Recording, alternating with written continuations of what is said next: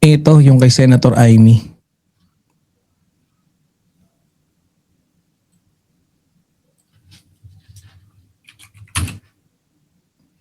Senator Amy, no? At Gov.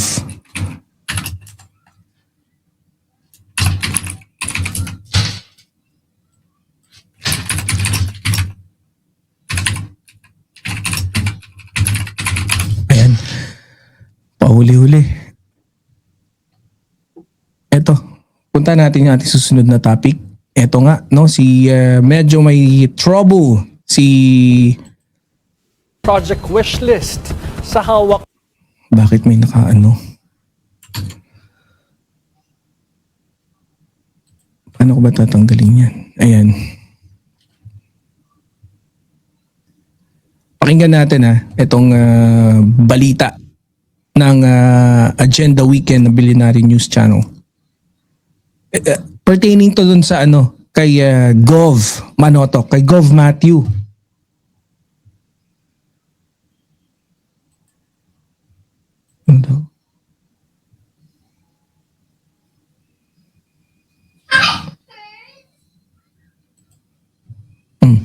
Sige. Asa na yan natin? Na DPWH leaks ng Billionaire News Channel sa patuloy na pagkalkal sa dokumento na diskubreng si former Ilocos Norte Governor Matthew Manotoc, anak ni Senator Amy Marcos. May daan-daang milyon din ang request na proyekto. Karamihan pa rito na panalunan ng contractor na kapatid ng isang mayor sa probinsya. Narito ang exclusive Agenda Weekend Report ni Joash Maliban. Patay.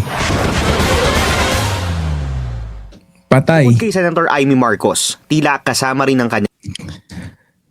Ayan, no. And ayan, syempre, hindi ko alam kung paano magiging natin yan. Gusto ko medyo mas mahinog pa tong topic na to. Kasi kung ako gusto ko si si Gov Manotoc, si Gov Matthew. Kasi maganda yung ginagawa niya sa Ilocos. Kaya lang, kung sabit siya sa ganito, syempre of course, hindi tayo dapat maging double standard. Kung may mali, no, yung ating kinagugustuhan, kailangan din nating busisiin. Sige, pasok. Ang anak na si dating Ilocos Norte Governor at ngayon Vice Governor Matthew Manotoc sa tinaguriang DPWH leaks o yung mga dokumentong nagdedetalye ng umano'y project proponents bago pa man ito ipresenta ng ahensya sa Kongreso. Sa pagsusuri ng Billionaire News Channel, aabot sa 15 projects ang umano'y ni-request ng gobernador para sa kanyang nasasakupan noong nakaraang taon na tumagos lahat. 15 projects. Ayun, no. Ako medyo natatakot na tuloy ako magkomento. Hindi kasi, 'di ba? Hindi pa rin tayo si Ma'am Annalyn, shout out. Hindi pa rin ako masyado nakaka-recover sa New Year. Kaya hindi pa tayo masyado nakakapag-usisa nung nung mga political topic. Anyways, so yan, gusto ko mahinog to kaya kagabi medyo medyo talagang sablay tayo kay Congressman Rodon. Sorry Congressman. Sa General Appropriations Act o GAA. Ang halaga nito aabot sa halos 550 million pesos. Grabe. Bilang paglilinaw, hindi BICAM o budget insertions ang laman ng mga dokumentong ito. Ito ang mga line item para sa DPWH budget proposal na ipinipresenta at pinagtatalunan sa Kongreso bago maging General Appropriations Act. Ang katakataka lang, sa buong listahan, hindi aabot sa 10 local government officials ang kasama. Binubuo ito ng at least 4 mayors at 2 governor, kabilang na si Manotoc. Sinuri namin ang mga umano'y requested projects ng gobernador. Out of 15, 10 ang may existing contracts, samantalang hindi pa dumadaan sa procurement ang 5 kahit na nakalista ito sa GAA. 5 sa mga proyekto ang nakuha ng JC08 Builders Corporation. Samantalang tig-iisa naman ang napanalunan ng BJ-MJB Construction and Supply, MG Samidan Construction, Badok Builders and Supply Incorporated, Hegler's Builders Corporation at Martin Development Corporation. Ayon sa DPWH contracts, pagmamay-ari ng isang John Paul Alcid ang JC08 Builders. 2024, nagsimulang kumubra ng mga kontrata sa Ilocos Norte ang nasabing kumpanya. 33 projects worth 186.8 million pesos ang napanalunan nito noong 2024.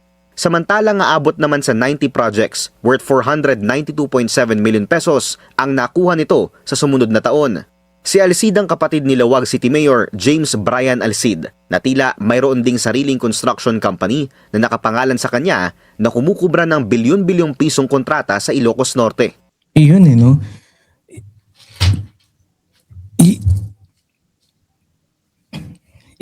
Sa akin doon may medyo foul yun eh. No? Kasi syempre kahit anong gawin natin doon, conflict of interest yun. 'Di ba? Hindi ko alam kung paano mo ma-justify na kapatid ka ng isang mayor tapos parang ganun lang din ginawa ni Bongo, 'di ba? Yun eh. Yun yung hindi ko ron. Pero I'm not sure if that is pertaining to rin no. Kung direktang hit yan kay Governor Matthew. No? Medyo mababaw yung pagkakaano ko rito. Pagkakaunawa ko. Siguro later on pagka nakapanood na ulit tayo, i-topic ulit din natin to. Kasi no, dito lumalabas parang para sa akin so kung yung isang na i-approve ng governor na isang project which is ang nakakuha ng isang proyekto is kapatid ng isang mayor, parang kagad no? May conflict of interest doon.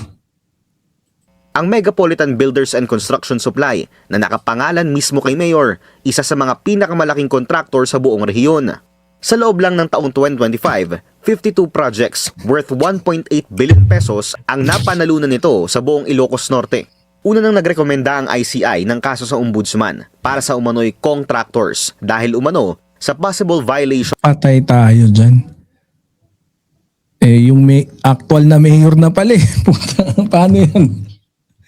Puta, Governor Matthew, hindi ko alam Sa akin, pagkakaunawa ko dyan, dapat silip mo yan. Di ba? Kaya lang, aprobado eh. No? Wala namang problema kung kunyari let's say hindi na lang isa siya sa mga nag-approve ng allocation para sa DPWH, pero ang problema kasi ang nanalo ayon dito di ba? Yung contractor na pag-aari ng mayor. Tapos yung isa rin na panalunan, mayor, kapatid ng mayor. Puta. Pero medyo medyo karumal-dumal. Ano nangyayari sa natin yan? Ang problema kasi itong mga to, no? Yung mga mukhang nasa mga nasa administrasyon to mga alang niya. Sige. Sa prohibited interest laws. Bawal daw kasi sa mga taong nasa posisyon sa pamahalaan ang magkaroon ng government contracts, lalo na sa loob ng kanilang nasasakupan. No member can be financially interested in government contracts, franchises, or special privileges during their term. They're also prohibited from intervening in government matters for their own personal gain or where their office could influence the outcome. Sinisika pa ng bilyonaryo. Tama. Yun na nga din yun di ba? Yan yung kaya nga medyo yan kasi din yung binabato natin kay Bongo. Yan yung binabato natin kay Bongo. No? Panig ni Governor Manotoc, Mayor Alcid at ng kapatid nito. Pero hindi pa sila tumutugon sa aming mga mensahe. Para sa Agenda Weekend, Joash Malimban, Billionaire News Channel. Di ba? Kaya ako talaga believe din ako kay PBBM eh. No, believe talaga ako kay PBBM pagdating diyan sa sa action na ginagawa ni PBBM diyan sa sa pagsisiwalat or expose ng tawag diyan. Saan yan natin?